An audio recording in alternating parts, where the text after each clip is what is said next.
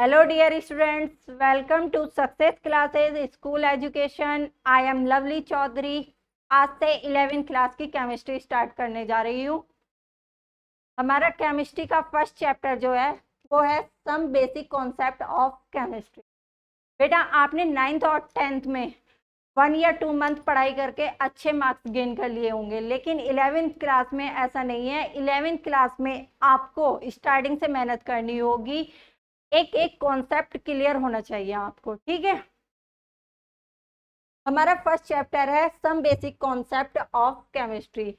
इसमें जो हम डिस्कस करेंगे वो क्या है? Importance of chemistry, nature of matter, properties of matter and their measurement, law of chemical combination, Dalton atomic theory, atomic and molecular masses, mole concept and molar masses.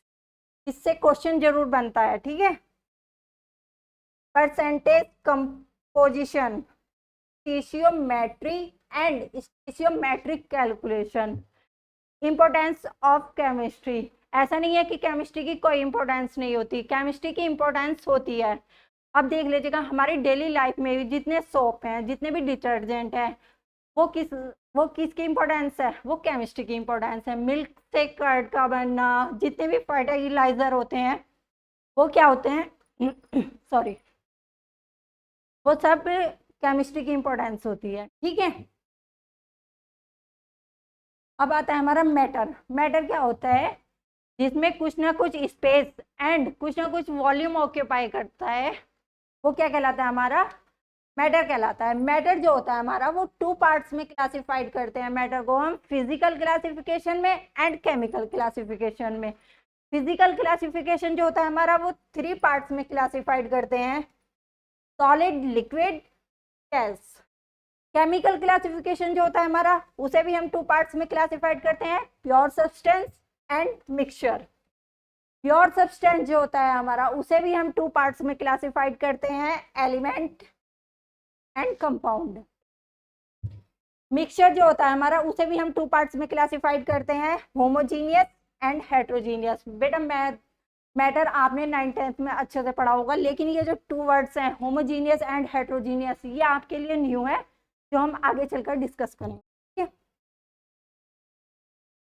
Matter, anything that has mass and occupies space is called matter. मैंने आपको बताया था matter क्या है? जिसमें कुछ ना कुछ मास और स्पेस ऑक्यूपाई करता है, वो क्या कहलाता है? हमारा मैटर कहलाता है।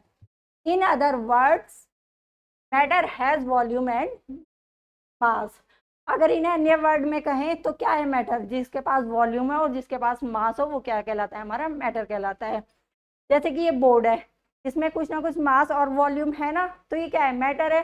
चेयर देख लो, टेबल देख लो, कैमरा है, ये सब क्या है? मैटर है।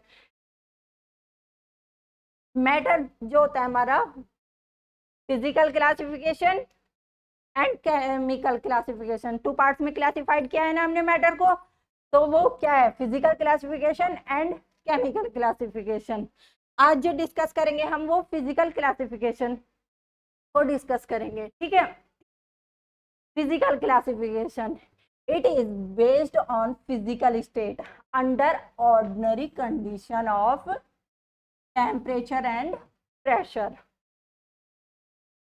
So on the basis of the nature of forces, matter can be classified into 3 waves.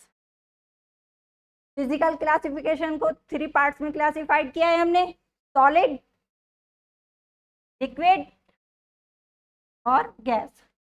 ये किसके बेसिस पे किए हैं हमने? जब इनकी कंडीशन कैसी हो? ऑर्डिनरी कंडीशन हो, टेम्परेचर एंड प्रेशर की, ठीक है। अब सबसे अच्छा एग्जांपल है इसका वाटर। वाटर, ठीक है, ये क्या है? वाटर। अगर वाटर का टेम्परेचर लो कर देते हैं, ठीक है, अगर वाटर का टेम्परेचर लो कर देते हैं तो क्या बन जाता है? वो आइस बन जाता है। ये क्या है, ये वाटर की नॉर्मल कंडीशन है, नॉर्मल की नॉर्मल वो सॉरी वाटर की नॉर्मल कंडीशन है लिक्विड। और गैस, अगर इसका टेम्परेचर बढ़ा देते हैं, टेम्परेचर बढ़ा देते हैं तो ये गैस में हो जाता है, वेपर में चला जाता है, गैस में चला जाता है। ठीक है, ये है हमारा सॉलिड, ये लिक्विड, ये गैस। लेकिन किस कंडीशन में है, ऑर्डिनरी कंडीशन में है, टेम्परेचर एंड प्रेशर की।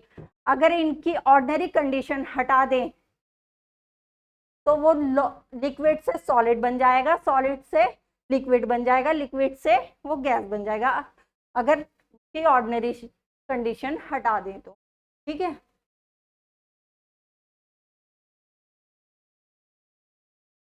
सॉलिड,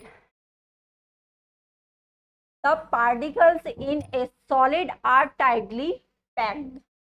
ये जो पार्टिकल्स होते हैं वो कैसे होते हैं, वो टाइटली पैक्ड होते हैं to the strong intermolecular attraction. इनका जो इसमें जो इंटरमोलिकुलर अट्रैक्शन होता है वो कैसा होता है, स्ट्रॉन्ग होता है।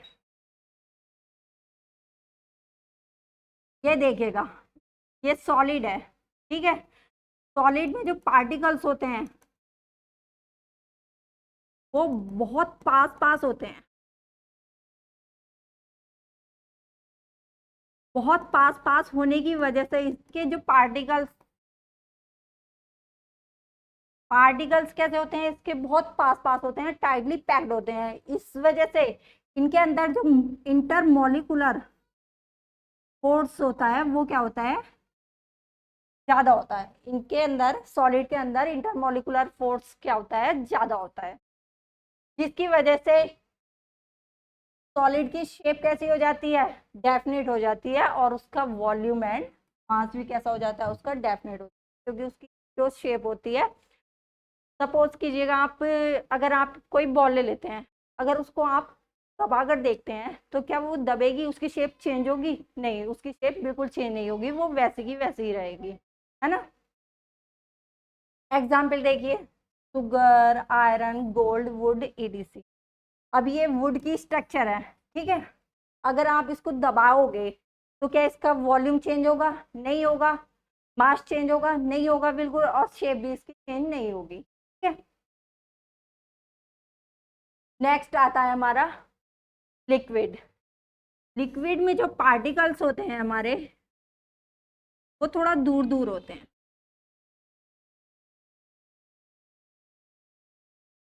में जो पार्टिकल्स होते हैं वो हमारे कैसे होते हैं, थोड़ा दूर दूर होते हैं। इसमें इंटरमोलिकुलर फोर्स जो होता है वो किसके अकॉर्डिंग कम होता है, सॉलिड के अकॉर्डिंग कम होता है intermolecular force liquid.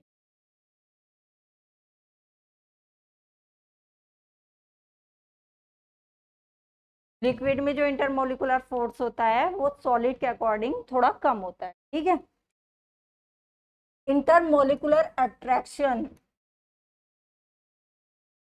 In liquids are weaker than in solid. यही मैंने आपको बताया है, इंटरमोलिकुलर फोर्सेज जो होता है वो सॉलिड के अकॉर्डिंग कम होता है। thus the particles are allowed to move around freely। इसका एक सबसे अच्छा एग्जांपल होता है वाटर। अगर वाटर को आप एक ग्लास में ले लेते हो, ठीक है, उसको गिलास में आपने 1 लीटर ओ थोड़ा सा 10 ml या 50 ml वाटर ले लेते हो, ठीक है, अगर उसको आप एक बाउल में डाल लेते हैं तो वॉल्यूम तो उसका वही रहेगा जितना भी आपने लिया होगा, 10 ml या 50 ml, ठीक है, लेकिन उसकी शेप कैसी होगी, वो शेप चेंज हो जाएगी। तो लिक्विड की फेज जो होती है, शेप जो होती है वो कैसी होती है, फिक्स नहीं होती है, और वॉल्यूम जो होता है उसका वो क्या होता है, वो फिक्स होता है। एग्जाम्पल है वाटर, ऑयल, मिल्क। इन चीज़ों को आप जिस चीज़ में डालोगे ये उसी का शेप ले लेती है ना। नेक्स्ट है आपका गैस।